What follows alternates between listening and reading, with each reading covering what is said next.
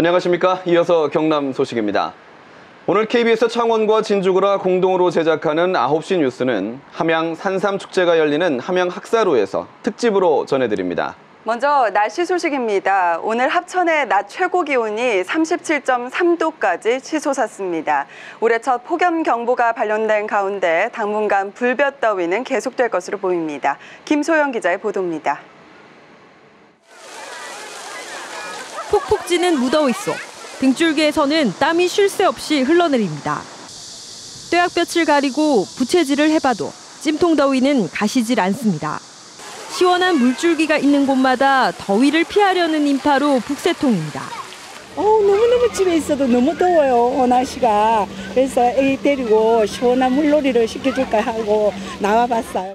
오늘 합천 낮 기온이 37.3도로 올 들어 경남 최고 기온을 기록했습니다. 창녕 36.6도, 하동 35.8도 등 대부분의 지역에서 낮 기온이 30도를 웃돌았습니다. 나흘째 불볕더위가 이어지면서 경남에서는 올해 처음으로 폭염경보가 발령됐습니다. 합천과 창녕, 김해 등 7개 시군에는 폭염경보가, 나머지 10개 시군에도 폭염주의보가 내려졌습니다. 기상대는 당분간 비 소식이 없어 폭염과 열대야가 이어질 것으로 전망했습니다. 당분간 북태평양 고기압 영향을 받아서 대체로 맑은 날씨가 지속되면서 당분간은 좀 매우 무더운 날씨를 보이겠습니다. 기상청은 열사병을 막기 위해 야외 활동을 자제하고 물을 자주 마실 것을 당부했습니다. KBS 뉴스 김소영입니다. 전국 최대 산삼산지로 유명한 함양에서는 오늘부터 제12회 함양 산삼축제가 개막했습니다. 네, 때묻지 않은 자연환경에서 산삼을 직접 해보고 맛볼 수 있는 다채로운 체험 행사가 이어집니다. 송금환 기자의 보도입니다. 나지막한 산 중턱에서 호미를 든 초보 신만이들이 조심스레 땅을 팝니다. 잠시 뒤 모습을 드러내는 7년근 산양삼 뿌리. 무더운 날씨에도 얼굴에는 금세 웃음꽃이 핍니다. 산속에서 몇 년 동안, 몇십 년 동안 자라나는 것들이 나중에 우리 가윤이가 건강하게 자라려면 이런 거 먹으면 건강하게 자랄 수 있어요. 알았지? 눈도 좋아지고. 신라시대 국내 최초로 조성된 인공숲에서는 청정 덕유산과 지리산을 누비던 신만이의 역사에 대한 설명이 이어집니다. 함양 산삼의 우수성을 알리기 위해 마련된 축제 현장에서는 최고급 산삼 판매와 금으로 만든 황금 산삼 찾기 등 다양한 체험 행사가 마련됐습니다. 산삼 종자를 옮겨 심어 깊은 산 속에서 재배하는 산양삼은 함양군을 대표하는 효자 작목. 다양한 산삼 상품을 비교하고 저렴하게 판매하는 경매장도 인기입니다. 전시 공연의 위주에서 좀 벗어나가지고 황금 산삼을 찾아라, 또 숲속의 산삼 찾기, 또 행운의 산삼 찾기 등 우리 관광객 여러분들에게 직접 몸으로 체험할 수 있는 그런 프로그램으로 구성을 하였습니다. 올해로 12회를 맞은 함양 산삼축제는 다음 달 3일까지 이어집니다. KBS 뉴스 송금환입니다. 삼국시대 최대 산삼 산지로 전해지는 함양은 현재 480개 농가가 산양삼을 재배하고 있습니다. 지리산과 덕유산 자락의 천혜의 환경에서 자라는 산양삼은 2020년 함양 세계산삼 엑스포를 앞두고 세계시장 공략을 준비하고 있습니다. 황재락 기자입니다. 지리산과 덕유산 정기를 품고 자란 산양삼이 빨간 꽃을 피웠습니다. 삼국시대 최대 산삼 재배지로 전국 10만이들이 모여들었다는 함양. 해발 500m 이상 부엽토 산지에서 잘 크는 산양삼을 재배하는 데 최적입니다. 현재 산양삼 재배 농가는 480여 곳, 연간 60억 원의 소득을 올리고 있습니다. 산양삼을 포함한 산약초의 명성은 항노화 산업으로 이어집니다. 함양군은 산악 관광자원과 건강한 먹을거리를 연계해 항노화 물질을 추출하는 연구센터와 휴양단지를 결합한 복합단지 힐빙센터 조성을 추진하고 있습니다. 가장 집중적으로 육성하고 있는 산양삼, 이 부분을 포함한 함양에는 모든 건강 먹거리 산업, 그다음에 치유산업, 그다음에 휴양산업, 그런 힐빙센터로 거점적으로 운영해서 우리 정말 함양이 항노화 산업의 메카로서 성장할 수 있는. 최근 중국, 베트남과의 우호 교류 체결 등을 통해 세계 시장 공략에도 나섭니다. 산삼축제를 통해서 국민들의 소득을 질을 높이고 사무실을 향상을 하면서 또 그리고 세계 속에 항로 산업의 함양의 중심이 될 수 있도록 최선을 다해 노력을 하고 있습니다. 엄격한 품질 유통 관리를 위해 전국 최초로 생산 이력제를 시행한 함양의 대표 항노화 작물 산양산. 함양군은 세계시장 도약을 위해 2020년 함양 세계 산삼 엑스포 준비에 박차를 가하고 있습니다. KBS 뉴스 황진학입니다. 함양은 흔히 선비의 고장이라 불릴 정도로 옛 사다부의 정취를 곳곳에서 찾아볼 수 있습니다. 오래된 고택의 아름다움과 물길을 따라 지어진 정자의 그림 같은 풍경을 최세진 기자가 소개합니다. 덕유산 줄기를 병풍처럼 끼고 들어앉은 고즈넉한 마을. 좌안동, 우함양이라는 말이 있을 만큼 조선시대 수많은 유학자를 배출한 함양 개평마을입니다. 예스러운 한옥들과 돌담길을 따라 걷다 보면 당대 최고 유학자 일두 정여창 선생의 생가가 눈에 들어옵니다. 중요 민속문화재로 지정된 오래된 한옥은 400여 년이 흐르는 동안 멋스러움을 더했습니다. 산과 들과 바람, 사시사철 다른 자연 풍경을 집안으로 빌려오는 차경, 자연과 조화를 이루는 선조들의 지혜를 엿볼 수 있습니다.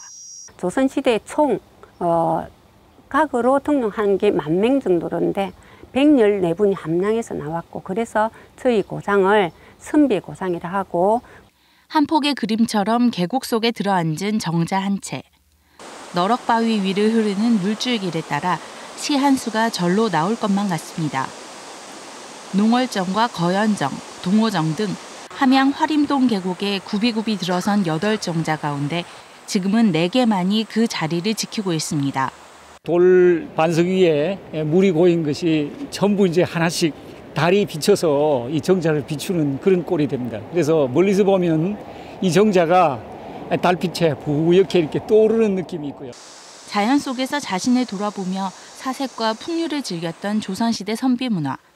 선비의 고장 함양의 면면에 옛 정취가 묻어나고 있습니다. KBS 뉴스 최세진입니다.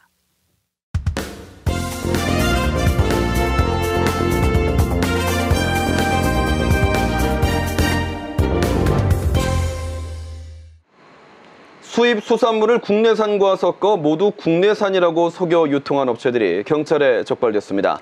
14억 7천여만 원치, 94톤이 전국의 학교급식소 등 2천여 곳에 유통됐습니다. 김준원 기자의 보도입니다. 수산물 유통업체의 냉장 창고 안, 중국산 낙지와 베트남산 주꾸미 등 수입산 수산물을 담은 상자들이 쌓여 있습니다. 바로 옆에선 여직원들이 낙지와 주꾸미를 다듬고 있습니다. 이 업체는 이렇게 손질한 수입산을 국내산과 섞은 뒤 모두 국내산으로 둔갑시켜 팔았습니다. 적게는 절반가량, 많게는 전체의 90%가 넘는 양이 수입산으로 채워졌기 때문에 전체 원재료 값은 국내산보다 최소 30%가량 싸졌습니다. 업체 두 곳이 유통한 양은 94톤, 14억 7천여만 원어치로 전국의 학교급식소 등 단체급식소 2천여 곳에 유통됐습니다. 경쟁 내려서 반가 내려서 안 되니까 경쟁이 너무 심하다 보니까 그만까지 했습니다. 경비자금은 3천 원 정도 보면 됩니다. 국내산과 수입산 수산물의 구별이 쉽지 않다는 점을 악용했습니다. 업체 직원들조차도 그 식별이 불가능하다고 진술을 하니까 그 거래처에서 그 받은 원산 증명서를 그대로 다시 납품처에다 보내주기 때문에. 경찰은 농수산물 원산지 표시에 관한 법률 위반 혐의로 유통업체 대표 54살 박모 씨를 구속하고 51살 이모 씨 등 2명을 불구속 입건했습니다. KBS 뉴스 김준원입니다. 취객의 지갑을 훔치던 남성이 불과 8분 만에 현장에서 경찰에 검거됐습니다. 현장에 설치돼 있던 CCTV를 통해 통합관제센터에서 범행을 지켜보고 있었던 겁니다. 차주아 기자의 보도입니다. 인적이 드문 새벽, 술에 취한 남성이 공원 앞에 드러누웠습니다. 잠시 뒤 모자를 눌러 쓴 남성이 주위를 기웃거리더니 주머니를 뒤져 지갑을 훔쳐갑니다. 하지만 불과 8분 만에 경찰에 덜미가 잡혔습니다. CCTV 통합관제센터에서 CCTV를 통해 범행을 지켜보며 경찰에 신고한 겁니다. 주치자 고전문도 디비고 차 뒤로 숨었더라고요. 숨어가지고 근데 우리가 카메라 돌려가면서 그걸 확인 다 하면서 경찰한테 그 상황을 일일이 설명을 다 했죠. 이곳에서 범행이 일어나는 동안 이 CCTV가 회전하면서 실시간으로 피의자의 도주 경로까지 추격했습니다. 지난해 11월에도 승용차에서 금품을 훔치던 남성이 CCTV 통합관제센터에 적발돼 7분 만에 검거됐습니다. 곳곳에 설치된 CCTV를 모두 연결해 24시간 감시하는 통합관제센터에서 실시간으로 경찰과 정보를 공유한 덕분입니다. 순찰만으로는 아무래도 범죄 예방하기 어려우니까 CCTV 관제센터에서도 좀 예방에 있어서 많은 도움이 되는 것 같습니다. 전국의 CCTV 통합관제센터는 149곳. 실시간 감시를 통해 범죄 예방 효과를 보고 있습니다. KBS 뉴스 차주아입니다. 롯데가 김해 관광유통단지를 개발하지 않으면 경상남도가 땅을 다시 매입해야 한다는 주장이 도의회에서 제기됐습니다. 경상남도는 이와는 별도로 이행 강제금 부과를 강행할 계획인 만큼 앞으로 롯데 측의 대응이 주목됩니다. 오종우 기자의 보도입니다. 지난 2013년 9월 준공 승인을 받은 김해관광유통단지. 준공 승인을 받은 지 2년이 다 되도록 테마파크와 호텔, 콘도 등 6개 시설은 공터로 남아 있습니다. 전체 11개 시설물 가운데 착공조차 않은 곳이 더 많습니다. 지금 상황에는 특별한 게 결정되거나 진행되는 부분은 없습니다.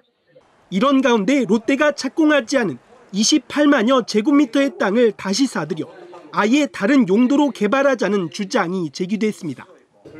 경남도의회 하선영 의원은 경상남도가 이제 중대 결단을 내려야 한다고 강조했습니다. 롯데와의 잘못된 그런 계약들을 깨끗하게 좀 청산하고 정말 도민들의 이익을 위한 일들을 이제 도가 정책 전환을 해야 된다고. 경상남도는 롯데가 법정 시한인 내년 9월까지 착공하지 않으면 최소 689억 원인 이행 강제금을 부과할 계획입니다. 원안대로 이행하도록 촉구도 했고 또 구두로도 그때까지 이행을 하지 않으면 이행 강제금을 물린다고 이야기를 했습니다. 또 당초 계획대로 추진하는 것이 우선이라며 다른 용도로의 개발은 장기적으로 검토한다는 입장입니다.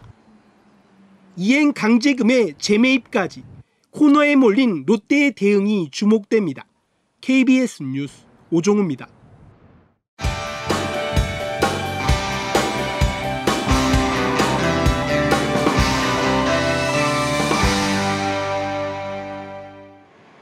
주요 단신입니다.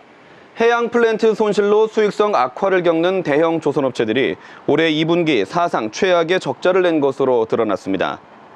실적 발표 결과 대우조선해양은 2분기 3조 318억 원의 영업 손실을 기록하고 삼성중공업은 1조 5,481억 원, 현대중공업은 1,710억 원의 영업 손실을 기록했다고 각각 공시했습니다. 대우조선의 경우 반잠수식 해양시 추선인 송가 리그 프로젝트에서 공정이 지연되는 등 대부분 해양 플랜트 분야에서 손실이 컸던 것으로 분석됐습니다. 창원에 대규모 사업장을 둔 LG전자와 두산중공업의 2분기 영업이익이 지난해보다 크게 감소한 것으로 나타났습니다. LG전자가 공시한 올해 2분기 영업이익은 2,441억 원으로 지난해 2분기 영업이익 6,097억 원보다 60%가 줄었습니다.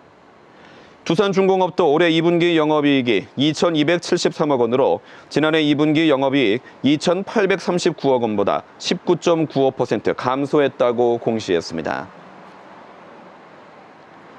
최근 마산 로봇랜드 사업자 선정을 놓고 촉발된 경상남도와 창원시의 갈등에 대해 안상수 창원시장이 홍준표 지사를 만나 얘기하겠다는 의사를 밝혔습니다. 안상수 시장은 오늘 기자들을 만난 자리에서 로봇랜드 문제는 시간을 두고 해결해야 한다며 금방 해결될 일이 아니라고 설명했습니다. 이어서 지금은 냉각기가 필요하다며 휴가를 다녀와 홍 지사를 직접 만나 허심탄회하게 얘기해서 현안 문제를 해결하겠다고 말했습니다. 창원과 부산 지역 재건축 사업의 먹이 사슬식 비리를 적발해 수사를 확대한 검찰이 추가로 4명을 구속 기소, 11명을 불구속 기소했습니다. 창원지방검찰청 특별수사부는 창원 재건축 사업의 총회 대형 업체 선정 등의 명목으로 관련 업자들로부터 3천만 원을 받은 혐의로 재건축조합 행정이사와 시공사 선정 명목으로 도시정비업체 대표이사에 1억 9천만 원을 준 혐의로 건설사 임원을 구속 기소했습니다. 또 철거업체 등으로부터 공사수주 명목으로 1억 8천만 원을 받은 혐의로 부산지역 재건축조합장 등 2명도 구속 기소했습니다. 경상남도와 부산시가 자산유동화증권 ABS 발행으로 민자유치 사업인 거가대로 자금을 제조달해 절감할 것으로 전망됐습니다. 지금까지 함양학사로에서 특집 경남 소식 전해드렸습니다.